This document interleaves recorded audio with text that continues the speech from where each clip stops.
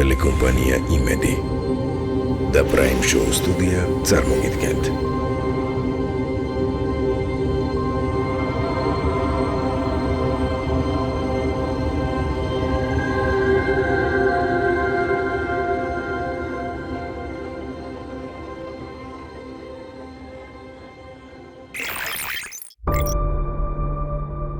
ყველას მოგესალმებით. დღეს განსაკუთრებული გადაცემა მელოდება პირველ რიგში მე, იმიტომ რომ მე ვარ საბერძნეთში, ეს არის ქალაქ ურანოპოლისი, საიდანაც ეხლა წავალ ვატოპედის მონასტერში.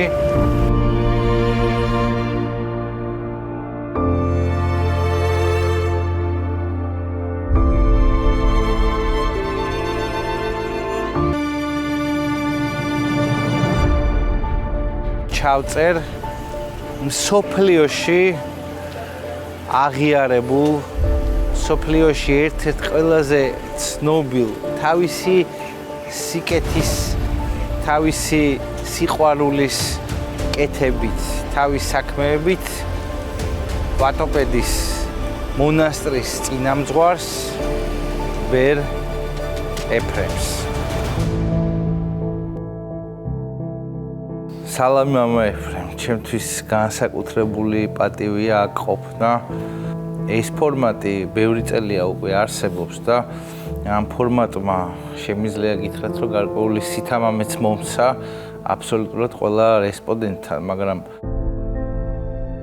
აქ როცა მოვდიოდი, მივხვდი, რომ განსაკუთრებულად ნერვიულობდი, იმიტომ რომ ვიცოდი, რომ განსაკუთრებული სასულიერო პირი უნდა ჩავწერ, რომლის შესახებ ძალიან ბევრი რამ მოვისმინე განსაკუთრებით ამ ბოლო დროს რა და მიიღეთ ჩემი უღრმესი პატივისცემა და ძალიან დიდი მადლიერება იმ დროისთვის, რაც თქვენ გამონახეთ. მიხარია რომ ვატოპედში მობრძანდით. თქვენ ამ ხელაში რომ მოგაწიათ რომ აქ ჩამოსულიყავით. ამიტომ ჩვენც ვალდებული ვართ გამოვეხმაუროთ თქვენს თხოვნას. ვიცი რომ თქვენი ერისთვის ირჩებით. გსურთ სულიერი სიტყვა ჩაუტანოთ ხალხს, თანაც ათონის თვიდან, რომელიც მართლმადიდებლობის აკროპოლია. ამიტომაც გისურვებთ, რომ სამშობლოში სულიერად ფერნაცვლები დაბრუნდეთ. დიდი მადლობა, მამა ეფრემ. ამ გადაცემას, ამ ფორმას აქვს მხოლოდ ერთი ტრადიციული კითხვა და თქვენ შემთხვევაში ის ასე გაჟღერდება. მათვის ვინც არ იცის. ქართულ მაყურებელს გულისხმობ. ვინ არის მამა ეფრემ? ერთი ცოდვილი კაცი ვარ, ვინმე განსაკუთრებული არ ვარ. არ მოველოდი ამ პასუხს ნამდვილად, იმიტომ რომ თქვენ ძალიან ბევრი ადამიანისთვის ხართ სამაგალითო და ძალიან ბევრი სასწაული ისტორია ვიცი თქვენ შესახებ. მიუხედავად იმისა, რომ თქვენ ასეთი პასუხი გამეცით, მოდით მაშინ სიღრმეში ჩავიდეთ და დავიწყოთ იქიდან, საიდან მოხვედით სასულიერო ცხოვრებაში, როგორ მოხდა ეს და როგორ გარდაიქცა ერთ დროს საერო პიროვნება ვასილის კუცუ მამა ეფრემად. ეს ყველაფერი ღმერთის ხელით მოხდა. ბავშვობიდან მიზიდავდა ეკლესია. მიყვარდა წირვა-ლოცვაზე სიარული, სოფლის ღვთლის სმენა. სახლში რომ ბრუნდებოდი, ჩემს და-ძმასთან ეკლესიობანას ვთამაშობდი და მღვდლის როლს მევასრულებდი. ასეთი მიდრეკილება ბევრ ადამიანს აქვს. ჩემში ეს წადილი დროთა განმავლობაში ეზრდებოდა. მოგვიანებით ბიზანტიური გალობის სწავლა დავიწყე. გიმნაზიაში ერთი კარგი მასწავლებელი ყავდა, ღმრთისმეტყველი, რომელიც სულიერ ცხოვრებაშიც გვეხმარებოდა. მოგვიანებით ზოგიერთმა ნაცნობმა მირჩია სამღვდელო სასწავლებელში გამიგრძელებინა სწავლა და კარგი დიაკვანი ან მღვდელი გამოსულიყავი. მეც მქონდა ეს სურვილი, მაგრამ არავისთვის გამინდვია. ასე ნელ-ნელა მომწიფდა ეს სურვილი. მიუხედავად იმისა, რომ მამა ჩემი დიდი ეკლესიურობით არ გამოირჩეოდა, დიდით კი არა, საერთოდ არ იყო მორწმუნე. სრულიად არ აინტერესებდა სულიერება, ამბობდა არ მწამსო. მეტიც, ჩვენი სოფლის კომუნისტური გაერთიანების თავმჯდომარეც იყო. შეიძლება ითქვას, რომ ეკლესიის მტერი იყო. ხოდა მეც ის მადარდებდა ასეთ კაცს, როგორ ვუთხრა მეთქი, რომ სამღვდელო სასწავლებელში მინდა ჩაბარება. დროთა განმავლობაში უფრო მეტი ადამიანი მირჩევდა სამღვდელოზე ჩამებარებინა. მაშინ მონაზნობაზე არაფერი ვიცოდი. საბოლოოდ ჩავაბარე სამღვდელო სასწავლებელში, მაგრამ რადგან 17 წლის ვიყავი, აუცილებელი იყო მამაჩემს წერილობითი თანხმობა მოეცა და მომცა კიდევაც. ასე ვთქვათ, ეკონომიკური მიზეზებიდან გამომდინარე. მამოებს ბევრ ფულს უყრიან ყუთში და სახლებს და კორპუსებს იშენებენო. შენს ფული გააკეთე და დაძმას დაეხმარეო.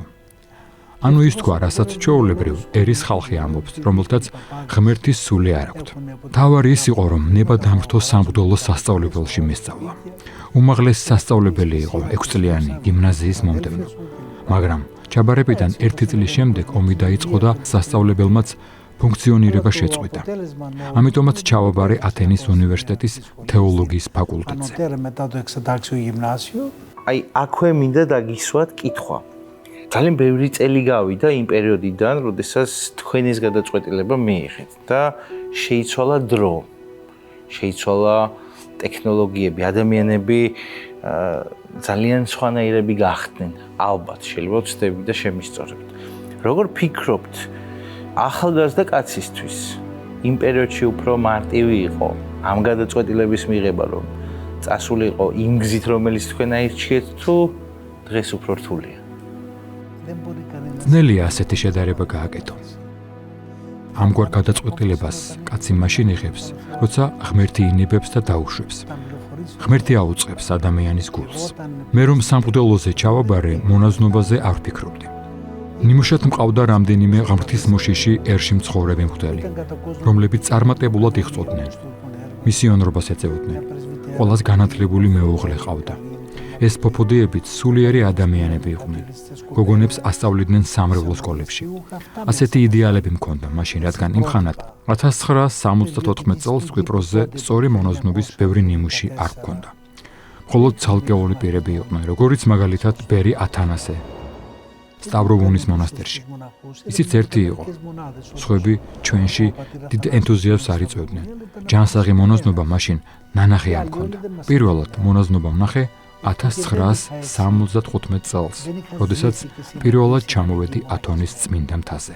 Το μοναχισμό το συνάντησε όταν το 1975 ήρθα για πρώτη φορά στο Άγιον Όρος. აი, სწორედ ამ პერიოდის შესახებ მინდა გკითხოთ, იმიტომ რომ მე ვიცი რამხელა ისტორია აქვს ამ მონასტერს, სადაც ჩვენ ახლა ვიმყოფებით. მე ვიცი ასევე რამხელა გავლენა აქვს თქვენს მოძღვარს იოსებ ვათოპედელს, ასევე მის მოძღვარს იოსებ ისიქასტრს და მერე დგება მომენტი, როდესაც ეს ხდება 80-იანების ბოლოს, თუ არ ვცდები, როდესაც მონასტერი გადმოდის თქვენთან. და თქვენ ხდებით ამ მონასტერის სულიერი მოძღვარი. აი, ის პერიოდი რო გავიხსენოთ, რა მდგომარეობა იყო მაშინ და რო შევადაროთ დღევანდელ დღეს. ათენში რომ ჩავედი, ქრისტიანულ სტუდენტურ საერთო საცხოვრებელში დავსახლდი. იმხანად რამდენიმე სტუდენტმა ათონი მოველოცა და შთაბეჭდილებები გაგვიზიარა. მაშინ პირველად გავბედე და წერილი მივწერე წმინდა ეფრემ კატუნაკალს. არ ვიცნობდი, უბრალოდ გაგებული მქონდა მის შესახებ. მიპასუხა და წერილში დაწვრილებით აღწერდა ჩვენი საცხოვრებლის მდგომარეობას. გეგონებოდა იქ ცხოვრობდა. ასეთმა პასუხმა ფრთები შემასხა და 5 სტუდენტმა გადავწყვიტეთ 1975 წელს აღდგომამდე ათონის წმინდა მთა მოგველოცა. პირველად კატუნაკებზე მივედით წმინდა მამა ეფრემის სანახავად. სამწუხაროდ არ მეკვიღო, ძალიან დამწყდა გული. ძალიან მინდოდა მისი ნახვა. რამდენიმე საათი ველოდეთ, მაგრამ ვიღაც იქაურმა მონაზონმა გითხრა, ბერი ვერ მიგიღებ და ამიტომ დროულად წადითო. სხვაგან გაათენეთო, რადგან აქ მგლები და სხვა მხეცებიაო. ბოლოს დააყოლა, თქვენი სახელები დამიწერეთ, რომ ბერმა ილოცოს თქვენთვისო. მე ჩემს სახელს გვარიც მივამატე, ვასილიოს კუცუ. ამან გაჭრა. გვიანი საღამო იყო უკვე, როდესაც ბერმა კაცი გამოაგზავნა იქ, სადაც გავჩერდით. ვასილი კუცუ მოვიდესო. ღამე შევხვდით ერთმანეთს. პირველად ნახე ასეთი კაცი. არამიწიერი ნათელით მოსილი იყო. მოსე წინასწარმეტყველი გეგონებოდა. შენო მითხრა, ჩვენი გვარისა ხარ. მონაზონიც გახდები და მღვდელმონაზონიცო. ოლარს დაიკიდებო. მე მაშინ ასეთი მიზანი არ მქონდა, მონაზნობა თანაც კატონაკებზე არც მიფიქრია. ეს რომ გავიგე, ძალიან შევწუხდი. მონაზნობა მეთქი თანაც აქ არ შემიძლია. იქიდან წავედით გრიგორიოს მონასტერში. წინამძღვარ მამა გიორგისთვის მინდოდა რჩევა მეკითხა, რადგან ძალიან დამწუხრებული ვიყავი. სასწრაფოდ მინდა მეთქი მოძღვართან შეხვედრა. მამა გიორგი მკითხა, ბერმა პირდაპირ გითხრა ეგ ყველაფერი თუ იგავითო. პირდაპირ მეთქი. თუ ეგრეა, მაგას შეცდომები არ მოსდის. წინასწარ ხედვის ნიჭი აქვს. ამის გაგება ღამაყდა. უფრო ცუდად გავხდი. მაშინ დავიწყე ამაზე ფიქრი. ასე ვთქვათ, გავყინე ჩემი მომავლის საქმე. საბოლოოდ ის რაც წმინდა ეფრემმა მითხრა 1975 წელს, ახდა 1991 წლის 1 ივლისს, როდესაც ბერ იოსებთან მივედი კვიპროსის ერთ-ერთ მონასტერში.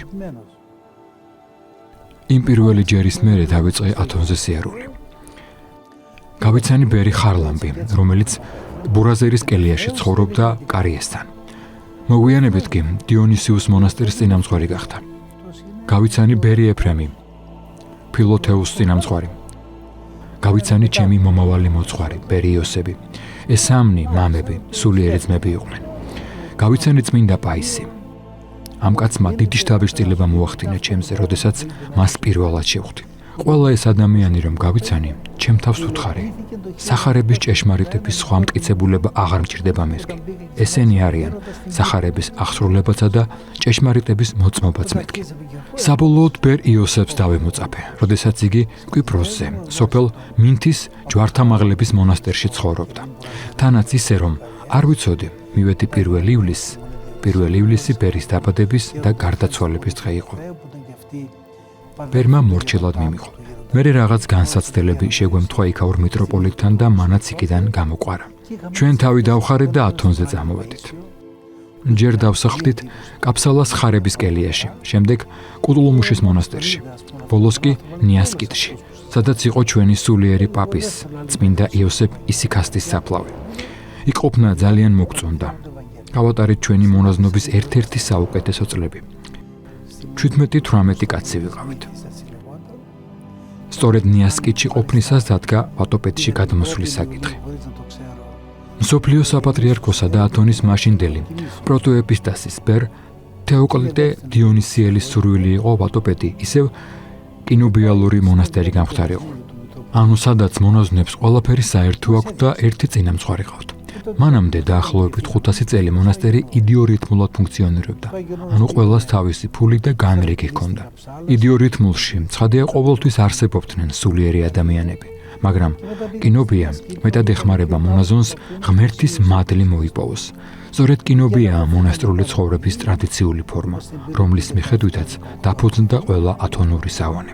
ამგვარად 1987 წლიდან დავსახლდით იდიორითმულ ვატოპედში, რომელშიც რამდენიმე მოხუცი ბერი ცხოვრობდა.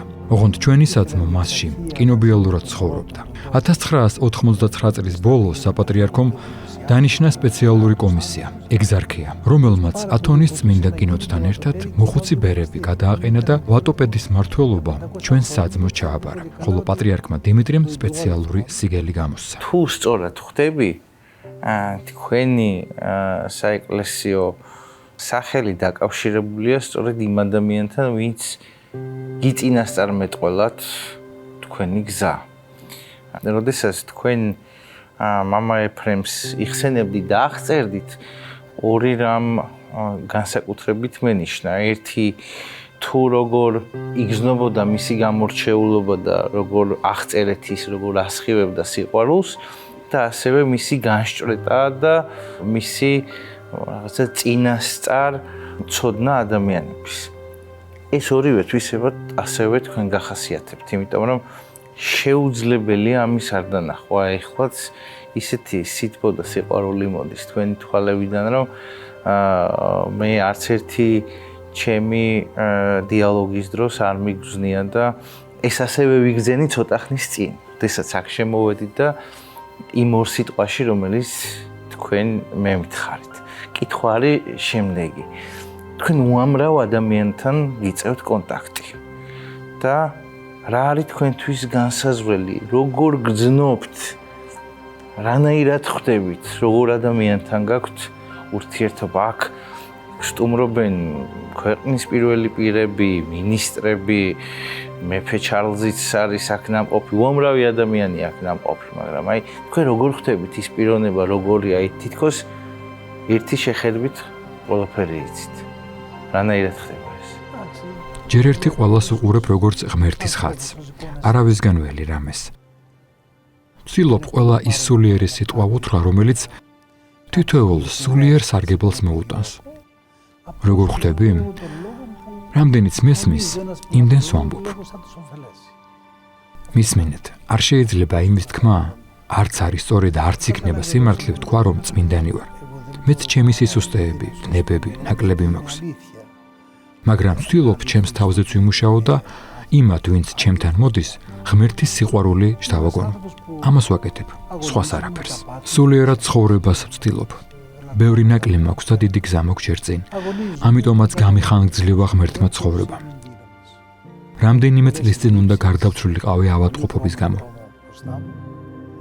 მაგრამ მიზეზი, რის გამოც როგორც თქვი ღმერთმა გაახანგძლევა ჩემი ცხოვრება, არის ის, რომ მეტი სინანული მქონდეს და უფრო მზად წავიდე მომავალ ცხოვრებაში.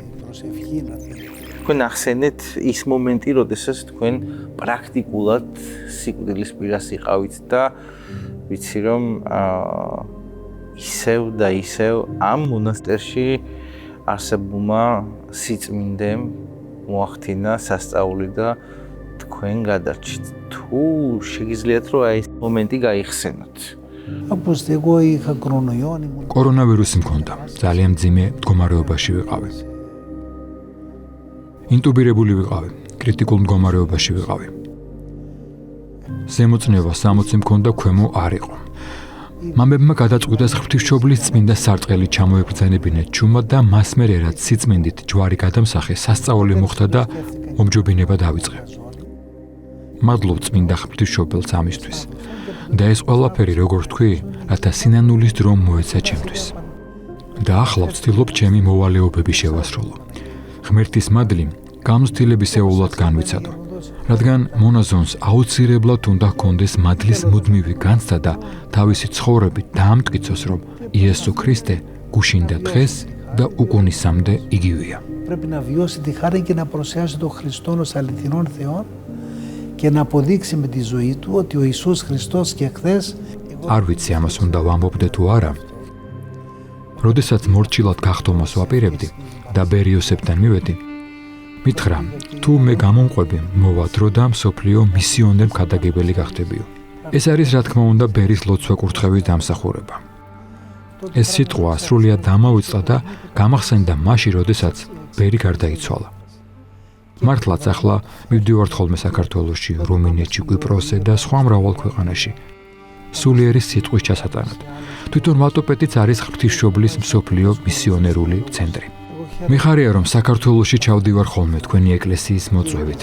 ღმერთმა განაგო ასე, როცა შემიძლია ვცდილობ ჩავიდე, რადგან მიყვარს ქართველები, ჩვენი ძმები, რადგან დაბალი ერია, ჭირნახული ერია. დღეს პორის ფულისთვის მებრძოლი ერია, რომელსაც ძალიან უსამართლოდ მოექცნენ და მეც იქ რომ ჩავედი, გული დავტოვე იქ. ამიტომაც მიხარია რომ ჩავდივარ და იქაურ ჩვენს ძმებს ხვდები და ჩვენი მდაბალი სიტყვით ვეხმარებით მათ. და ზოგადად მახარებს მათთან ქრისტეს მიერი ურთიერთობა. მრავალი ქართველი მოდის ჩვენთან და მგონია რომ დღეს საქართველოს საელჩო ათონის მთაზე არის ვატოპედის მონასტერი. აქვე მადლობას ვეთქვი იმ ადამიანებს, იმ ქართველებს, რომლებიც დაგვეხმარნენ თქვენთან ამ დიალოგის ჩაწერისას. ადამიანი რომელიც კაცში არ ჩანს, მაგრამ ჩვენც ერთად არის მამა თეოდოხოსი, მამა საბა იმყოფება აქ, ასევე მამა თეოდორისთან ქონდა საუბარი თქვენ შესახებ, სანამ აქ ჩამოვიდოდით და ძალიან უყვარხართ ჩვენს ქვეყანაში. და სწორედ პრაქტიკულად დამასწარით იმ კითხვის დასმა მინდოდა, რაც ჩვენ ქვეყანას შეეხება და უბრალოდ პატარა ესეთ დამატებით კითხვას დაგისვათ ჩვენი პატრიარქის შესახებ. რა სიტყოდით მის შესახებ? Τον Πατριάρχη τον γνώρισε πριν από αρκετά χρόνια. პატრიარქი მრავალი წლის წინ გავიცანე და ძალიან დავაფასე ეს კაცი. დიდ პატივს ვცემ მას. ძალიან მიყვარს. მრავალჯერ დავულოცი ვარ. ახლა როგორც იცით, მისი ჯანმრთელობა ცოტა დამძიმდა, მაგრამ ის რომ იგი არის, რომ არსებობს, რომ ლოცულობს, რომ მას ხალხი ხედავს, არის ნუგეშის წყარო ერისთვის. მახსენდება თქვენს ერთ-ერთ უნივერსიტეტში სტუდენტებთან მქონდა შეხვედრა. და იქ ჩემს ნათქვამ სიტყვებს დიდი ოვაციები მოჰყვა. სამშობლოში რომ დავბრუნდები და მკითხავენ, ყველაზე ძალიან რა მოგეწონა, ყველაზე დიდი სიწმინდე რა არის საქართველოსშიო მიუგებ პატრიარქი მეთქი. და რა თქმა უნდა რთული არ დაგეთანხმოთ მე დარწმუნებული ამ აზრს ყველა მართლმადიდებელი ქართველი იზიარებს და ყველა ის ადამიანი ვისთანაც პატრიარქს თუნდაც ერთხელ რაიმე ტიპის შეხება ქონია, თუნდაც დისტანციურად და ჩვენ ბედნიერები ვართ რომ სწორედ მის ეპოქაში გვიწევს ცხოვრება. საოცარი საეკლესიო ლოცვები, საოცარი წირვები და საოცარი რიტუალები მომსწრე გავხდით აი პირველივე რამდენიმე საათში რაც აქ ჩამოვედით და გარემო არის ამას ვერც კამერა და ვერც სიტყვა ვერ გადმოსცემს იმ განწყობას რაც ვატოპედის მონასტერში იგრძნობა აქ. თქვენ ხშირად გაქვთ შეხვედრა ახალგაზრდებთან და აი ესეთი ტიპის კითხვა მაქვს. რა არის სიყვარული? Η αγάπη είναι ο Θεός. სიყვარული არის ღმერთი. ბრძანეთ ახალგაზრდებიო, მაგრამ ეკლესიის წევრები მხოლოდ ახალგაზრდები არ არიან, არამედ ყველა ასაკის ადამიანები. როდესაც ადამიანი გამოცდილებისეულად განიცდის ქრისტეს, გემოს უსინჯავს ქრისტეს, მაშინ აუცილებლად გადასცემს მას სხვებსაც. ეს დიდი რამაა. ამიტომაც მონაზნობა, ისევე როგორც ზოგადად სახარებისეული ცხოვრება არის აბსოლუტურად ქრისტეცენტრული. ყველა ისინი, რომლებსაც აქ ხედავ, ნოე, ქრისტესთვის არიან მოსულები, ჩემთვის კი არა. ჩემი საქმეა ის, რომ დავეხმარო, წავუწყო, გზავუჩვენო, მათთვის ვიყო სიმონკვირინელი, მაგრამ ისინი ქრისტეს სიყვარულისთვის მოვიდნენ აქ. Ο Χριστός τους τράβηξε, ο Χριστός τους ήλκησε. ქრისტემ მოუწოდა. ქრისტემ მოიზიდა ისინი. ქრისტემ შთააგონა. ქრისტემ დაარწმუნა. ყველაფერი ამ ქვეყნიური და წარმავალი უარეყოდ და წმინდა მთაზე მოსულიყვნენ. Δεν θέλει να δώσει να εκμεταλλευτεί τους υποτακτικούς του. ბერმონაზონთა მოძღვარს არ სურს თავისი მოწაფეების გამოყენება. არ სურს ამალა შეიქმნას მათგან. არამედ რა უნდა თითოეულ მოძღვარს? დაარწმუნოს მონაზვნები, რომ საკუთარი ნებასურვილი გაიგივონ ღმერთის ნებასთან. შეიძლება თუ არა ადამიანი იყოს ქრისტიანი ეკლესიის გარეშე. ისეთი, როგორიც ქრისტეს უნდა რომ იყოს, ვერ იქნება. ეკლესიის გარეშე კაცი ვერ გახდება ჭეშმარიტი ქრისტიანი, რადგან ნიშნები შეიძლება ჰქონდეს, მაგრამ ნამდვილი ქრისტიანი ვერ იქნება. წმინდანები, ანუ ისინი, ვინც წარმატებული ქრისტიანები არიან, ეკლესიის წიაღში იყვნენ. და სწორედ წმინდანები არიან ისინი, რომლებიც სახარების ჭეშმარიტებას ამტკიცებენ. მაგალითად, პავლე მოციქული გვესაუბრება თავისუფლებაზე, როგორ განმარტავს ქრისტიანობა თავისუფლებას. ჭეშმარიტი თავისუფლება არის ნებებისგან თავისუფლება. თავისუფალი ის კი არ არის, ვინც იმას აკეთებს, რაც უნდა, იმას ამბობს, რაც უნდა, მიდის სადაც უნდა. არა. ამიტომაც თანასწორობას, რომლის ძალით დამკვიდრებასაც ცდილობდა კომუნიზმი, არც სიყვარულისკენ მივყავართ, არც თავისუფლებისაკენ. როგორ მიუძღვის კაცს თანასწორობა თავისუფლებისაკენ? კომუნიზმი ამბობს, თუ 10 გაქვს, გამოგართმევ 9-ს და მე დავურიგებ სხვებს, რათა ყველას თითო-თითო ჰქონდეთ. სახარება კი რას ამბობს? თუ გაქვს 10, შენ თვითონ გაეცი 9. ძალით არავინ წაგართმევს. ამრიგად შენს თავისუფლებით გასცემ და ყველას უყვარს ერთმანეთი, რადგან ყველას ერთი აქვს, ანუ შენ შენინებით, დაუძალებლად და სიყვარულით გაეცი. ასე სიყვარულიცა და თანასწორობაც არის თქვენ შორის. რადგან შენ თვითონ გინდა, რომ ასე იყოს. რადგან შენზე გავლენას ახდენს ქრისტე. Central Park Towers-ი არის 2 42 სართულიანი ნაგებობა ქალაქ თბილისის ცენტრში, შვიდსართულიანი პოდიუმით, რომელიც ამ ორ ნაგებობას შორის მდებარეობს.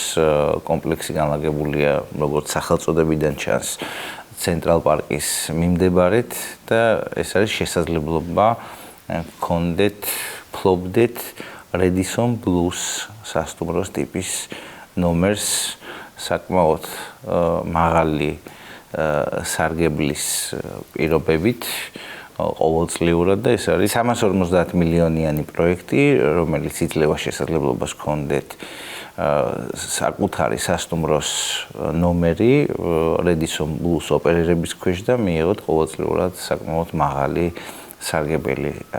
კომპლექსში განთავსებულია ბევრი მაღალი ხარისხის კაფე და რესტორანი, ასევე საშოპინგის სივრცე და ივენთ ჰოლი გათვლილი 5000 ადამიანს, ერთ-ერთი ყველაზე საინტერესო სივრცე ჩვენს ქალაქში. ასეთ კითხვა მინდა დაგიშვათ, მანამდეც მინდოდა მეკითხა, სანამ აირჩევდით ამ გზას და სანამ კიდევ საერო ცხოვრება იყო, თქვენი ყოველდღიურობა, თავად თუ განგიცდიათ ის სიყვარული, რომელმაც მაგალითად ჩვენ, მე და ჩემს მეგობრებს, რომლებიც კაცს მიღმა არიან, ოჯახები შეგვაქმნევინა. როცა სერიოზულად დავიწყე ჩემს ცხოვრებაზე ფიქრი, მთლიანად მონაზვნობისკენ მოვბრუნდი. თუმცა დაოჯახებაზეც მეფიქრია, მაგრამ მონაზვნობისკენ მოვბრუნდი და ღმერთს მადლობ ამისთვის.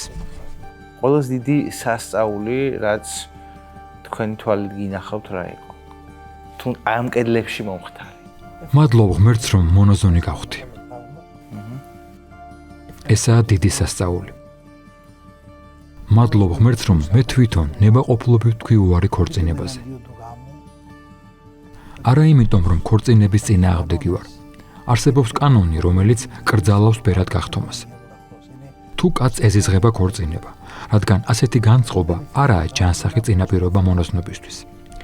მე ჩემი თავისთვის არ მინდოდა დაქორწინება, მაგრამ ახლა ცოლ-ქმართა დახმარებას ვცდილობ. ბერი იოსები გვეუბნებოდა, თუ თქვენც ნამდვილი მონაზვნები ხართ და თქვენი გარემოც ჭეშმარიტად მონაზვნურია, მაშინ როდესაც დაოჯახებული კაცი გესტუმრებათ და რამდენიმე დღე დარჩება თქვენთან, აქედან არა სასოწარკვეთილი წავა, რომ მონაზონი არ გახდა, არამედ საკუთარი ოჯახისადმი მეტი ერთგულებითა და რწმენით ახსილიო. მომენტი, როდესაც ყველაზე მეტად გიჭირდათ ცხოვრებაში რა იყო? როდესაც მე თვითონ გახდით მორჩილი მონაზონი, ანუ არ ვიყავი მოძღვარი, ძალიან კარგად ვიყავი. როდესაც ღმერთის განგება მინება და ბერმა იოსებმა დამავალა ძმების მართვა, ეს ძალიან გამიჭირდა. იმიტომ კი არა, რომ მოძღვრისადმი ურჩეობას გავბედავდი, არამედ ვიყავი მდუმარების, შინაგანი ცხოვრების მოყვარული ადამიანი. მიყვარდა ღვთისმსახურება, წირვა-ლოცვა, ხოლო მართვამ ვალდებულებები დამემატა. თვირთი დამემატა. მართვა ძნელია, თუნდაც ბერ მონაზვნებს მართავდე. რადგან აქ ცოდვილი ადამიანები მისთვის მოდიან, რომ მართლები გახდნენ, მაგრამ სანამ ცოდვილი კაცი მართალი კაცი გახდება, გამოამჟღავნებს თავის ნაკლებს, ვნებებს, მემკვიდრეობით გენეტიკურ სისუსტეებს, ამ ყველაფრის საფასურს კი მოძღვარი იხდის. მოძღვარი ითმენს, მოძღვარი იღებს. ამიტომაც დიდი ძალა უნდა ჰქონდეს იმისთვის, რომ განკურნოს კიდევაც მოწაფეები, რომ თვითონაც მტკიცედ იდგეს და ისეთი კადნიერება ჰქონდეს მის ლოცვას, რომ შეეძლოს ყველა მათგანისთვის ლოცვა, რომელთაც კი სურთ ქრისტესთან შეერთება. ყველა ადამიანს ყავს ჩვენი გარდაცვლილები და თითქოს ყველა ადამიანი ცხოვრობს იმ იმედით, მე აი ჩემ მაგალითზე გეტყვით, მე არ მყავს მშობლები და ყველა ადამიანს გვაქვს წარმოდგენა იმიერ სამყაროზე, თუ რამდენად შესაძლებელია, რომ როდესაც ჩვენი ერთ დღეს ჩვენც აღარ ვიქნებით, ჩვენი სულები ერთმანეთს შეხვდნენ. ადამიანი, რომელსაც განსაკუთრებული უნარია განშვრეთის. ამ შემთხვევაში რა თქმა უნდა თქვენ გულისხმობთ მამა ეფრენ, როგორ ფიქრობთ? რამდენად რეალურია, რომ იმიერ სამყაროში ესეთი რამე ხდებოდეს. ჩვენ ამას ველით. ჩვენ ამის ვიგზავს. გვაქვს გულსავსება იმისა, რომ ასეც იქნება. სულიერი ადამიანები, რომლებმაც ლოცვა იციან, ლოცვის დროს იმასაც ხვდებიან, გარდაცვლილი კარგ ადგილას არის თუ არა. ზოგჯერ მიცვალებულები მოდიან და დახმარებას თხოვენ. რადგან ზოგს დახმარება სჭირდება. ამას მამები გრძნობენ. თქვენ მოახერხეთ ის, რომ დაიმკვიდრეთ უკვე ძალიან ბევრი ადამიანი, ათასობით, 10,000-ობით და 100,000-ობით მორწმუნის, მრევლის, მართლმადიდებელი მრევლის სიყვარული, პატივისცემა და ძალიან ბევრი ადამიანის ოცნება აქ მოხვედრა. როგორ ფიქრობთ არა? როგორ გინდათ, რომ 100 წლის შემდეგ, მაშინ როცა არავინ აღარ ვიქნებით ამ ოთახში მჯდომნი, როგორ გინდათ, რომ მოგიხსენიონ და გაგიხსენოთ? არ მინდა რომ ვახსოვდე. არ მინდა რომ ვუყვარდე. რადგან წმინდა მამებისგან ვისწავლე, რომ ჩვენ უნდა გვიყვარდეს, ხოლო ვუყვარდეთ თუ არა სხვებს, არ გვაინტერესებს. წმინდანებს მუდამ მხოლოდ ის აინტერესებდათ, მუდამ იმას ეკითხებოდნენ საკუთარ თავს, მიყვარს თუ არა. უყვარდა თუ არა სხვები და არა ის, ვუყვარვარ თუ არა სხვებს. სხვებისგან კი არასდროს ელოდნენ სიყვარულს. როდესაც გიყვარს და საპასუხო სიყვარულსაც ელი, შენი სიყვარული ჯანსაღი არ არის. თუმცა თქვენ შემთხვევაში ეს ბუნებრივად ხდება, რომ თქვენ გიყვარებენ და ეს სიყვარული თქვენ იმ ადამიანებისგან, ვინც თქვენს გარშემო არიან, ნამდვილად დაიმსახურებთ. უკვე ძალიან ბევრი წელია და მეც მათ არმიას შემოვუერთდი. უღრმესი მადლობა ამ დიალოგისთვის და იმ სითბოსთვის, სიყვარულისთვის, რომელიც თქვენგან მოდის, თუ შეიძლება კიდევ ერთხელ. ძალიან დიდი მადლობა მინდა რომ გითხრათ ამისთვის. ღმრთისმშობელი იყოს თქვენი შემწე. დაგიფაროთ თქვენც და ყველა თქვენი თანამხლებიც. ძალიან დიდი მადლობა და ეს დღე ჩემთვის ყოველთვის იქნება დაუვიწყარი.